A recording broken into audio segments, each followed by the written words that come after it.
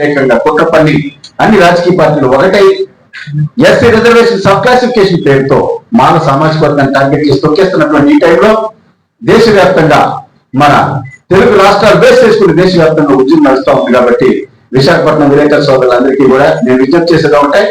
ఇది first press meet కాదు, నేను ఒక 100 ప్రెస్ మీట్ల తర్వాత మీ దగ్గరికి రావడం జరిగింది. మీరు అందరూ కోఆపరేట్ చేయాలి.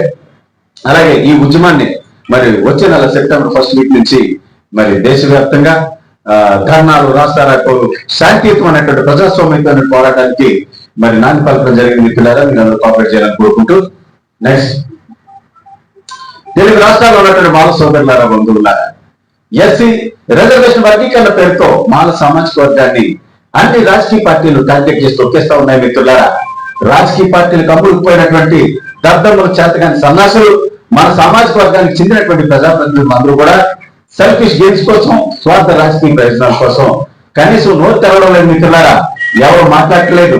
ప్రభుత్వాలకు భయపడి, కేసులకు భయపడి ఇంతకాలం ఎస్సీ వర్గీకరణ లేని టైంలో మేము అది పొడి చేస్తాం, ఇది పొడి చేస్తామని చెప్పినటువంటి నాయకులందరూ కూడా రాజకీయ పార్టీలకు అమ్ముడుకుపోయి రాజకీయ పార్టీలకు చించగిరి చేస్తూ ఎవరు కూడా పోరాటానికి రావడం లేదు. మిత్రులారా, బికాస్ నేను ఫస్ట్ నుంచి కూడా 25 సంవత్సరాలుగా ఈ ఉద్యమంలో ఉన్న వ్యక్తిగా ఇష్యూ లేదు కాబట్టి I was silent for some time. ఈ రోజున ఇష్యూ వచ్చింది కాబట్టి ఆగస్టు 1వ తారీఖు ఎప్పుడైతే సుప్రీంకోర్టు జడ్జిమెంట్ ఇచ్చిందో ఆ రోజు నుంచి కూడా తెలుగు రాష్ట్రాల్లో ప్రతి గ్రామానికి తిరిగి ఎస్సీ రిజర్వేషన్ అంటే వర్గీకరణ అంటే ఏం జరుగుతుంది, కేంద్ర రాష్ట్ర ప్రభుత్వాలు ఒక కుట్ర ఏ విధంగా చేస్తా ఉన్నాయని మిత్రులారా అందరికీ వివరించడం జరిగింది. గ్రౌండ్ లెవెల్ లో పోరాటం చేస్తా ఉన్నాం కాబట్టి ఈ విశాఖపట్నం ప్రెస్ క్లబ్ సాక్షిగా, ప్రెస్ క్లబ్ వేదికగా తెలుగు రాష్ట్రాల్లో ఉన్నటువంటి మాల సోదరులందరినీ కూడా విజ్ఞప్తి చేసేది ఏంటంటే, ఇకనైనా మీరు అందరూ బయటికి రండి.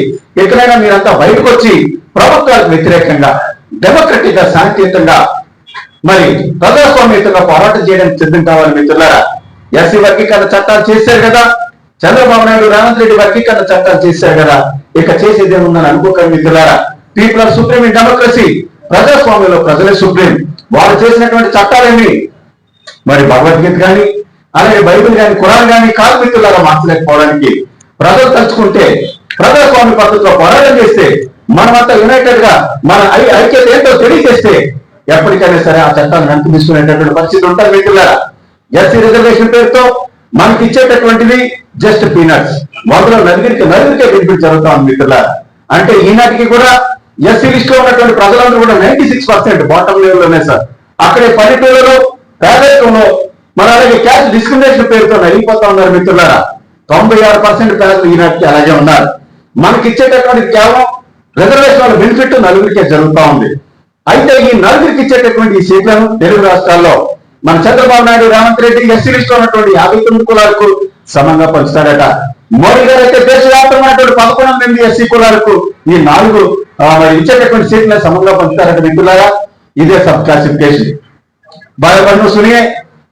एससी आरक्षण वर्गीकरण के बहाने देश भर में सभी रिजर्वेशन లో వాటాల కోసం మనం అందరం నిరంతరం కొట్టుకు చావాలని రాజధానికరణ వైపు కన్నెత్తి చూడకుండా ఉండేందుకు గాను ఈ యొక్క ఎస్సీ వర్గీకరణని తెరమీద తీసుకురావడం జరిగింది. మిత్రులారా, ఇది ఒక తెలుగు రాష్ట్రాల్లో మాలో ఉన్నది టార్గెట్ కాదు. ఓవరాల్ గా దేశంలో ఎస్సీ లిస్ట్ లో ఉన్నటువంటి 1108 ఎస్సీ కులాల్లో ప్రతి ఎస్సీ కులాన్ని తొక్కేసేటటువంటి కార్యక్రమం ఇది బీజేపీ అలాగే మరి మోడీ చేస్తున్నటువంటి కుట్ర. అందులో భాగస్వామి మన చంద్రబాబు నాయుడు అని చెప్పేసి సందర్భంగా తెలియజేస్తా ఉన్నాను. మిత్రులారా, దళితులందరికీ హోల్సేల్ మేనమావ మనం అందరినీ వాడుకున్నటువంటి వైసీపీ నేత జగన్మోహన్ రెడ్డి ఈ రోజుకి కూడా అసలు స్టాండ్ ఏంటో చెప్పలేదు. మిత్రులారా, ఈ రోజుకి కూడా నేను ఎస్సీ వర్గీకరణకు సపోర్ట్ చేస్తున్నానా లేదా అనేటటువంటి విషయాన్ని తెలియజేయలేదు. మరి ఇంతవరకు చెప్పలేదు. మిత్రులారా, చంద్రబాబు నాయుడు అయితే డైరెక్ట్ గా మనకి శత్రువుగా వ్యవహరిస్తా ఉన్నారు, మేనమామ అయితే ఇండైరెక్ట్ గా మనకి శత్రువుగా వ్యవహరిస్తా ఉన్నారు. మిత్రులారా, అన్ని రాజకీయ పార్టీలు కూడా జనసేన, టీడీపీ, వైసీపీ, కాంగ్రెస్ అందరూ కూడా ఈ యొక్క కుట్రపూరితమైనటువంటి ఎస్సీ వర్గీకరణకు మద్దతు పలుకుతా ఉన్నాయి. కాబట్టి అన్ని రాజకీయ పార్టీలు మన సామాజిక వర్గానికి వ్యతిరేకంగా పనిచేస్తున్నాయి. కాబట్టి కాంగ్రెస్, వైసీపీ, బీజేపీ అన్ని రాజకీయ పార్టీలకు శ్రద్ధాంజలి. అన్ని రాజకీయ పార్టీలకు మన సామాజిక వర్గంపై కుట్ర చేస్తున్న అన్ని రాజకీయ పార్టీలకు కాంగ్రెస్, వైసీపీ, బీజేపీ అన్ని రాజకీయ పార్టీలకు శ్రద్ధాంజలి. అన్ని రాజకీయ పార్టీలకు మన సామాజిక వర్గంపై కుట్ర చేస్తున్న అన్ని రాజకీయ పార్టీలకు, అన్ని రాజకీయ